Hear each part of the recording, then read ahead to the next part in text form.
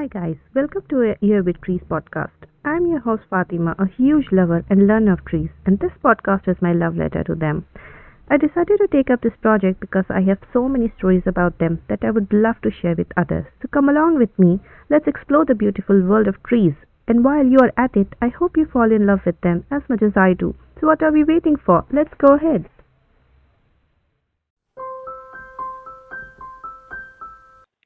The story about this tree began when one day while walking along a street in Bangalore, I sniffed a strange aroma in the air.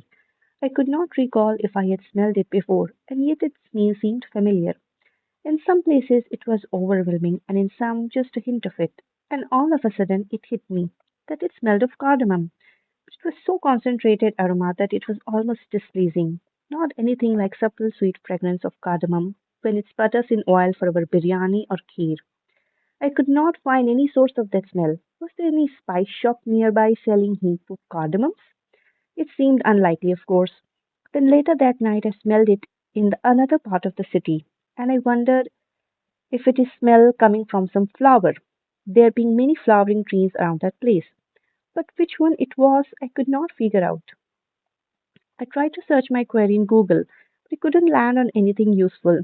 It perplexed me, but it was definitely a tree. Of that I was sure. So it excited me, like there's a mystery to be solved, and I was all up for it. It was not the detective work which led to any conclusion, but only chance. A few days later, I came across a row of trees beside a sidewalk. They were full of white blooms, and although they didn't smell so overpowering in the daytime, the smell was unmistakable. I looked up this tree later on in a field guide and found that it is called Alstonia scholaris, or the Blackboard Tree. As the name suggests, its wood was used to make blackboards and slates in older days for scholarly purposes. It's also called Devil's Tree because the people's believe that ghosts live in it, a notion which I find quite absurd. It's a long standing myth that many trees are infested with evil spirits and such. But it's just that, a myth. I believe that trees are sacred beings. I don't believe in worshipping them, but they should not be defiled with such absurd notions either. Trees are just another living being, doing their thing in the scheme of things, and we should always respect them as such. I have also heard that people cut these trees down because of such notions, which is simply sad. Because no matter what tree it is amazing, and cutting trees, in my opinion, can never be justified. Anyway, let's leave behind the negatives and talk more good things about this tree.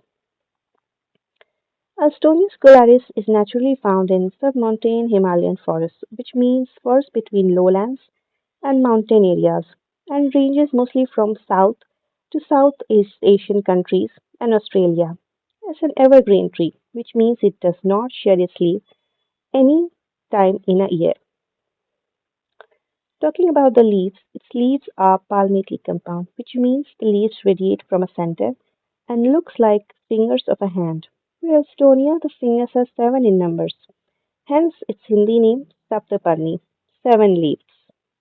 As a popular avenue tree in major cities in India, the trees are planted along roadsides, parks, and compounds as part of a garden plan, perhaps because with its canopy full of starry symmetry of glossy forest green leaves, the tree is a beauty to behold. Not to mention, it seems to tolerate pollution well, as they thrive even after being exposed to harsh traffic throughout the day. Now let's discuss its flowers. A major seasonal attraction because of its fragrance, which I have already described. The white, starry flowers are clustered in a bunch, drooping at the end of the tree's branches. The white, strongly scented flowers are supposed to attract its specific pollinators, perhaps.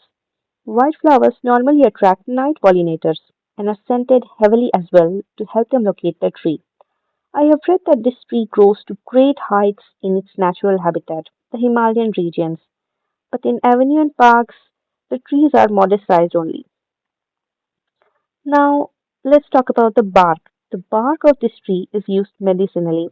It has pale brown barks that are used to treat a variety of ailments such as diarrhea, fever, and such.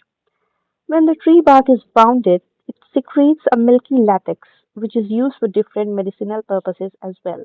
Now that I have described some features of this tree to you, let's sum it up and see how we can identify this tree when you are out on a walk and see its magic in real.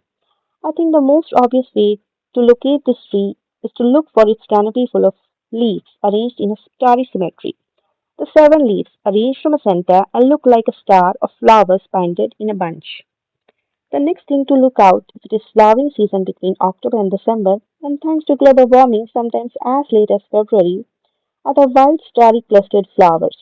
And of course, the heavy scent of cardamom that I leave up to you to decide whether it is pleasant or not.